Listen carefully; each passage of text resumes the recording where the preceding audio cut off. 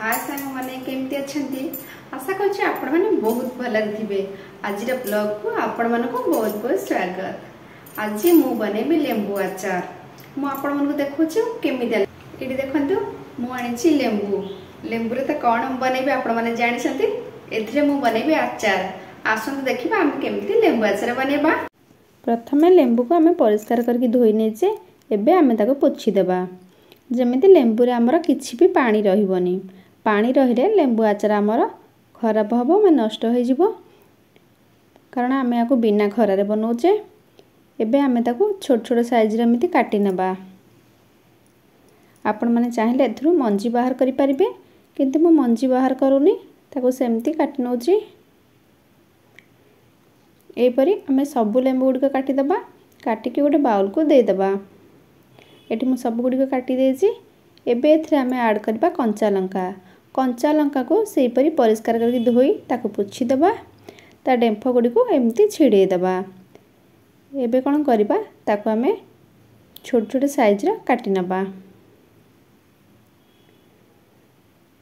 आपण माने लंका को न देले चलिबो किंतु लंका देले आचारटा टेस्ट बेसी भल लागे। एबे एथरे मु 2 रु 3 चम्मच दे देउची लूण। ए सब टिके भल भाबे मिसई आमे ताको गोटे दिन रखी दबा। गोटे दिन पर एथरे आमे मसला गोळेबा। एबे ताको हम भल भाबे मिसई देले। एबे एथरे आमे 3 रु 4टा लेंबू को एमती चिपुडी दबा। ए परी लेंबू चिपुडीले विनेगार न देले पे लेंबू आचार हमर भल रहइबो। बास हे गला। एबे हम ताको कवर कर रखि दोची गोटे दिन पई। एठी हमर गोटे दिन हे गला। देखंतु लेंबूरा कलर चेंज हे अछि। लंकार कलर भी चेंज हे अछि। सेथुर भी किछि पानी बाहरी छि। एबे हम एथरे मसला देबा। मसला देबा पई गोटे नबा फ्राई पैन।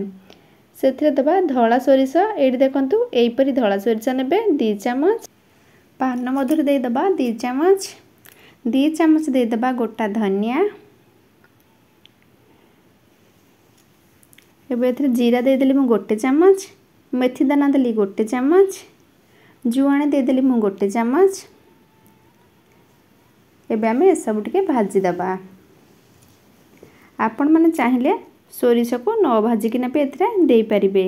बेसी भाजीबेनी कारण सोरिष हमर बेसी भाजी हे गले पित्ता लागिवो। जेमिति ताटे कंचा बासना पळेबो सेतिकी भाजीबे।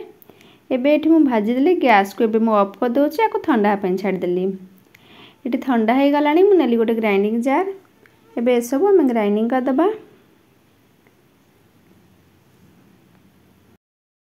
ताको बेसी पाउडर करबानी। देखंतु एई परी टिके टिके खदड़ा एमती रखिबे। एबे हमें जो लेंबू रखिथिले से लेंबू रे ए मसला गुडी के मिसई दबा।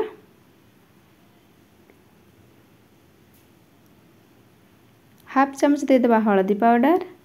गोटे चम्मच दे देबा काश्मीरी चिली पाउडर। ता कलर बहुत बढ़िया आसिया पई।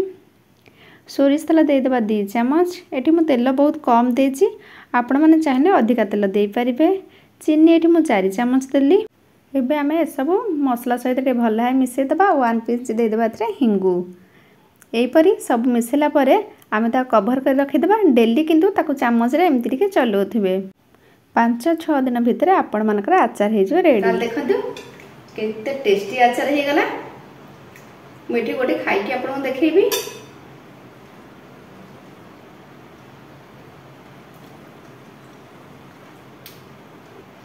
बहुत बढ़िया लाउची।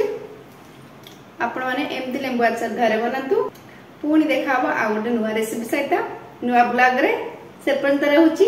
Bye bye and take care.